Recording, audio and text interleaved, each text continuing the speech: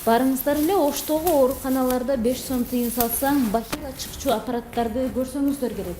Мамлекеттик мекемелерде мына ушул бахиладан бери сатып калдыбы дегендер арбын. Анын ичинде тазалык үчүн керек дегендер дагы жок эмес. Бирок мына ушул ооруканаларда бахиланы кимдер сатып жатат? Дарыгерлерби же тазалыкты камсыз кылган санитаркаларбы? Мындан түшкөн каражат мамлекеттин бюджетине түшөбү же оорукананын эсебинеби? Жооп туура эмес. Бул такыр башка адамдын бизнеси. Кимдики деп кызыгып турсаңыз керек. Анда эмесе бул суроого биргеликте жооп издейли.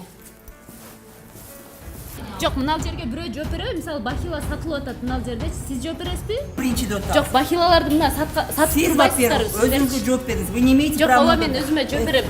Кирген сайын эле 5 сом салып алып, кайра кирген жыртылып калса таштап, кайрадан алып атабыз. Эмне кылыш керек?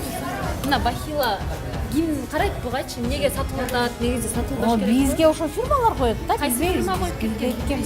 Чоңдор билет да. Бул аппарат орноткондор частный ЧП деп коет, ЧП, частный предприниматель же индивидуальный предприниматель.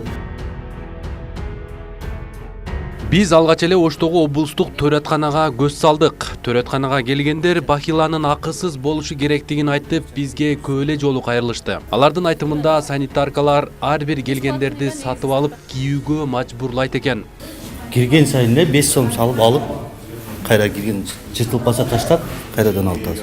Биз алардан барып бул аппараттар кимге таандык экенин сураганыбызда мындай деп жооп беришти.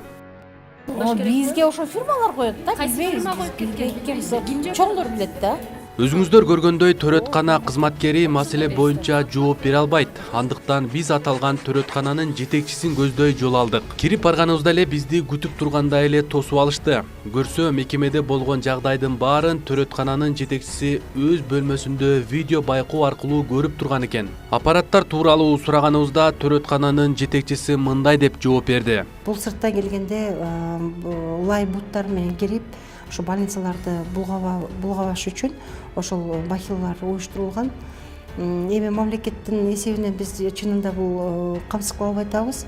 Бирок биз ошол жетекчиликтин макулдугу менен, келишими менен биз фирмаларга кайрылып, аны ошол бахилаларды өзү мындай чыгарып бере турган, ошо 5 сом тыйын салып атса, ошол бахила чыгат, ошол аппараттарды ошол жетекчиликтин келишими менен уюштурганбыз. Биз областной больницанын карамагындабыз. Бул централизованный бухгалтерия, централизованная. Андан соң ошо жетекчилик директорубуз областной больницада отурат. Ошол фирмалар өздөрү коюп кеткен. Бул уруксатсыз эч ким кое албайт муну.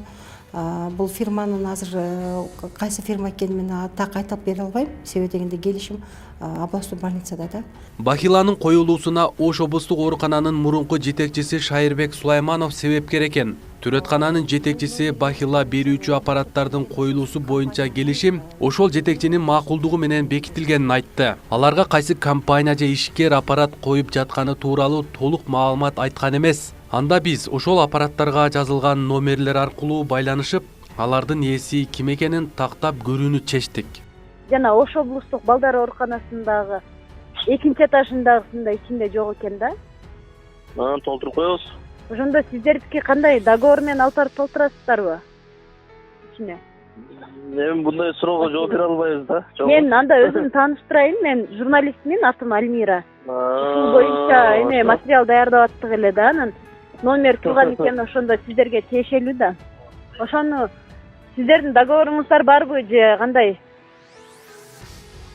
Бул суроого жооп бере албайм чоңуз. Анткени сиздин номериңиз турат. Журналист болуп издеп мени тапкыла. Анан мен силерге комментарий берем. Ошол жерге алып барып атканыңыз чын да сиздин, бахилаларды?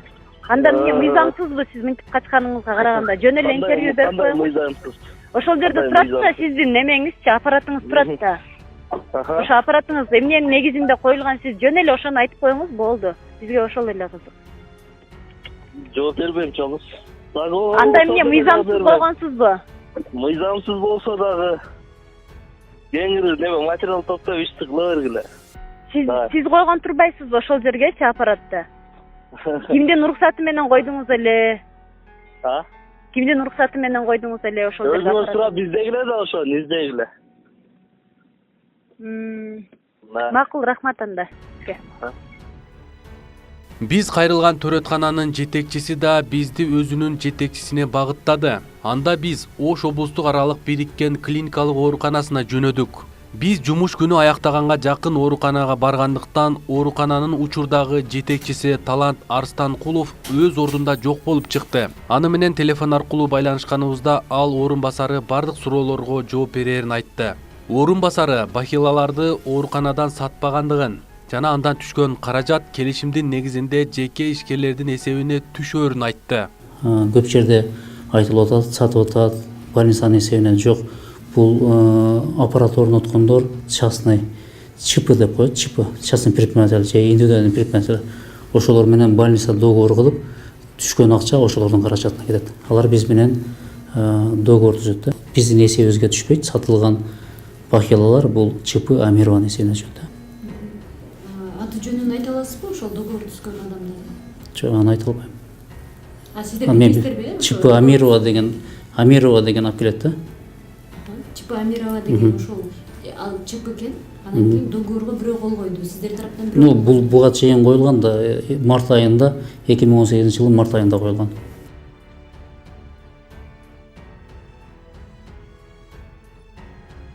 Биз бул ЧП Амирова менен келишим кандай түзүлгөнүн жана ага ким кол койгонун издегенде төмөнкү документ колубузга тийди. Көрсө ооруканаларга аппараттарды орнотууда эч кандай тендер өткөрүлбөптүр. Оштогу ооруканаларга мындай аппарат орнотууга уруксатты оорукананын мурдагы жетекчиси Шайырбек Сулайманов берген.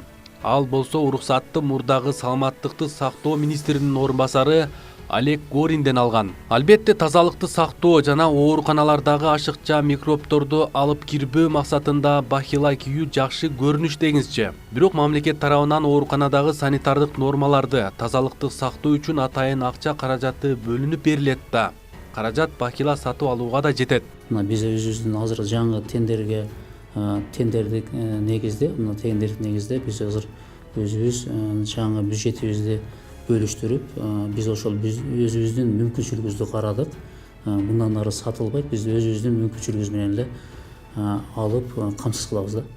Бирок жаңы министрдин бахилаларды сатууга тыюу салган буйругу чыкканына 2 ай болгонуна карабай ал аткарылбай келет. Саламаттыкты сактоо министрлигинин адиси Айнура Ахматова ооруканаларга санитардык нормаларды сактоо үчүн бюджеттен акча бөлүнөрүн айтты. Демек ар бир оорукана администрациясы бахиланы жарандарга акысыз бериши керек же санитардык кызматкерлердин санын көбөйтүп, тазалыкты сактайт. Башкы максат ооруканалардын тазалыгын сактоо керек. Эгерде оорукана администрациясы жарандар үчүн бахила сатып алса, канча сомдон туура келмегеле. Биз ачык булактардан анын баасын билип көрүүгө аракет кылдык. Бахиланын дүң баасы 50 тыйындан болуп чыкты. Ошондо оорукана бюджеттен бөлүнгөн акчанын бир бөлүгүнө аппарат сатып алып, ага 50 тыйындык бахиланы салып коюуга каражаты жетчүдөй экен. Баса, ал аппараттын баасы деле кымбат эмес экен.